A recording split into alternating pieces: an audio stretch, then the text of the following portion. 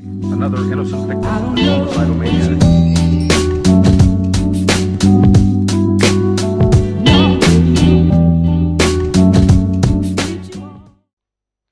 Bonjour à tous et bienvenue pour cet épisode numéro 59 du journal de bord. Aujourd'hui, jeudi, 4h de maths le matin, on a commencé donc la matinée en faisant des maths, 4 heures, fait plutôt beaucoup, et c'est ça 2 fois par semaine, toutes les semaines, sauf en plus, ouais non, pas que 2 fois par semaine, parce qu'il y a le samedi la plupart du temps, donc 3 fois par semaine, on a 4 heures le matin, c'est dur, je vous le cache pas. Donc aujourd'hui, cours sur les espaces pré-hilbertiens réels, donc produits scalaires, tout ça. On a fini le cours là-dessus. On va commencer un prochain après. Il a rendu certaines copies, donc ceux qui ont fait le sujet XNS. Sur 33 de la classe, on n'est que 8 à l'avoir fait. Je suis pas dernier, je suis avant-dernier. Et je vois pas ça comme j'ai été pas le plus naze mais presque. Non, je vois ça dans le sens où, certes, je suis 7ème sur 8, j'ai eu 5,9, donc presque 6, c'est la moyenne de ce que j'ai calculé, à peu près des notes que il me semble bien qu'ont eu les autres. La moyenne de ce DS est genre 9,5, il y en a qui ont eu 15, d'autres qui ont eu 4, du coup, 6 pour une moyenne de 9,5, c'est pas top, je vous l'accorde, mais après, je me dis aussi que ceux qui ont participé de base, c'est les meilleurs. Enfin, je m'inclus pas moi dedans, mais dans les meilleurs, tous ont fait le sujet XNS. C'est-à-dire que, au lieu d'avoir une répartition représentative de la classe, d'avoir entre guillemets de tout, tu regardes que, au lieu que, je sais pas, genre s'il y a 10 meilleurs, du coup, je sais pas, genre les 5 meilleurs par exemple de la classe, au lieu qu'ils représentent 5 sur 33 proportion de la classe, là ils vont représenter 5 sur 8, donc au lieu d'être une minorité, que de toute façon tu sais que tu es derrière eux, donc tu sais que tu seras pas 5ème, tu commences entre guillemets à 6. Au lieu de ça, au lieu d'avoir entre guillemets maximum 6 sur 33, tu sais que tu es maximum 6 sur 8. Donc de base c'est pas très égal dans le sens où c'est pas du tout représentatif des DS qu'on a l'habitude d'avoir. Voilà, c'est... Honnêtement, tous ceux qui ont fait XENS là, devant moi, si la classe était que comme ça, si la classe était que ça, ce serait même pas Psy étoile, ce serait Psy étoile, étoile plus, galaxie, tout ce que tu veux, la Voie lactée. Hein. Mais non, vraiment, du coup, très chaud très chaud les gens qui ont participé à ça et du coup, ouais, j'arrive avant-dernier. Au moins, j'ai le mérite de pas être dernier. C'est de la merde. Ça aurait pu être pire.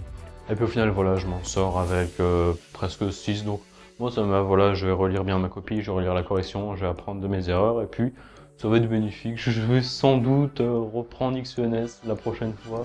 J'espère qu'il y en aura plus, honnêtement, de gens qui le feront, pour que voilà, le classement à la fin, même si c'est pas forcément, ça va pas représenter ce que tu auras au concours, au moins c'est plus représentatif de la classe, tu peux plus te faire une idée quand tu vois le niveau moyen de la classe, et que là tu es jugé par rapport au premier, forcément, t'es un peu déçu, mais voilà, je m'en fais pas, c'est fait, c'est fait.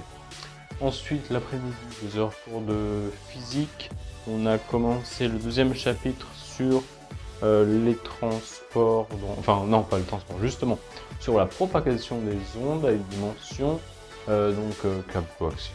Voilà, on continue, on voit le théorème d'Alembert, on le retrouve encore une fois, on le voit partout, ce fameux d'Alembert, et donc voilà, on continue, on a fait 2 heures, on a fait, je crois, à peu près la moitié de ce chapitre-là, donc il va être relativement rapide. Je pense que, pas forcément demain on le finit, mais je pense que lundi matin, après les 2 heures, je pense bien qu'on l'aura fini, à moins qu'il y ait des parties qui durent 3 fois plus longtemps, on sait jamais, on est à l'abri de rien. Et juste après ces 2 heures de physique, 2 heures d'anglais, où on a reçu les copies des expressions écrites et du thème type mille-ponts, que je vous avais dit, j'avais pas vraiment suivi la méthode pour l'expression écrite, et ça s'est ressenti, parce que sur la question qui était posée par rapport au texte, j'ai eu 1,5 sur 4, et sur entre guillemets plus l'expression écrite dans le sens... in your opinion, donc vraiment c'est limite dissert en anglais, j'ai eu 2,5 sur 8, c'était surtout cette deuxième question qui valait 8 points. J'avais pas fait la méthode en fait, parce que Au moment où j'ai écrit, j'ai pas du tout pensé, je l'accorde, j'avoue, et du coup, voilà, 2,5 sur 8. Ouais, c'est naze, mais je me suis rattrapé sur le thème, parce que j'ai réussi à avoir au final 11 sur 20. 11 sur 20, bah, je crois que de ce que j'ai vu, je me classe pas trop mal. En fait, c'est que j'ai eu 7 sur 8 au thème. Moi, j'ai eu 7 sur 8 au thème, je sais pas, je pense que j'ai bien traduit, j'ai pas fait trop de fautes, et puis voilà, je pense que c'est juste ça. C'est juste comme ça que ça s'est fait, je crois. La meilleure note, elle était à 7,5, et puis après, il faisait genre 7,5, après 7, et puis après, tous les 10 points de faute t'enlèvent.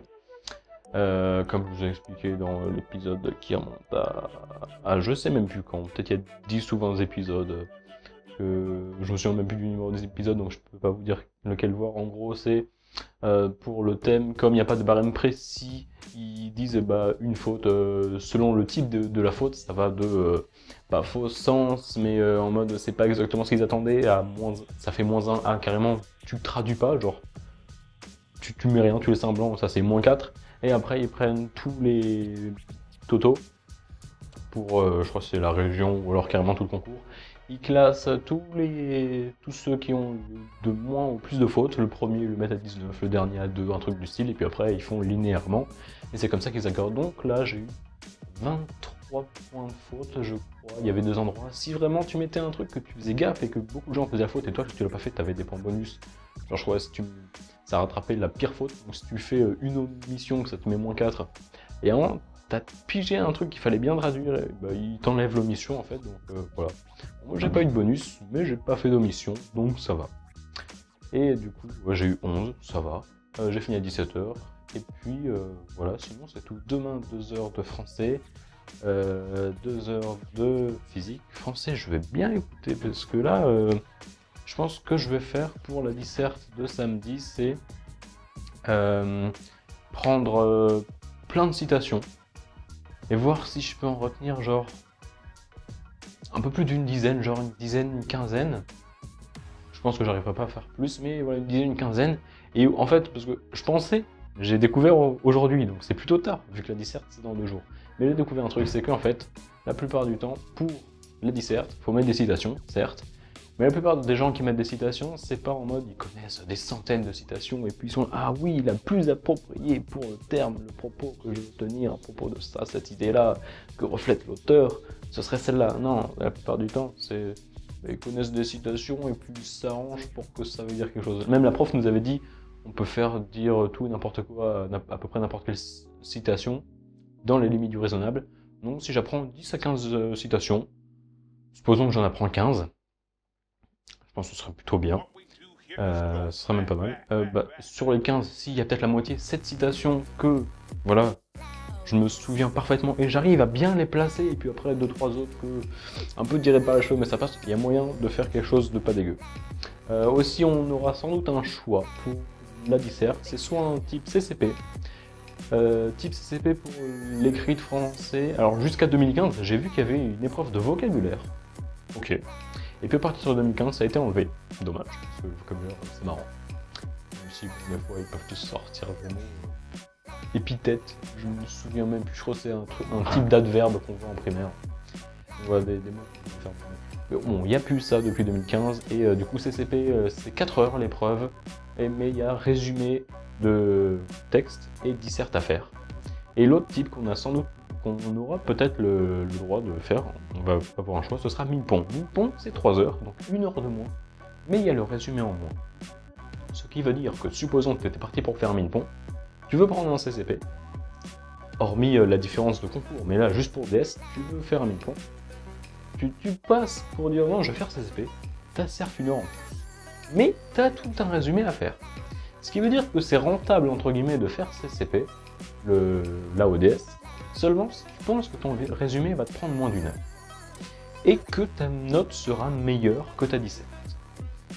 J'ai eu 5 derniers résumés, ça m'a pris à peu près 1h15. Je pense que je vais faire le 1000 ponts. Mais pour ça, il faut que j'apprenne des citations. Parce que si j'ai pas de citation et que je disserte, je vais juste me prendre une bille. Ça sera même marrant.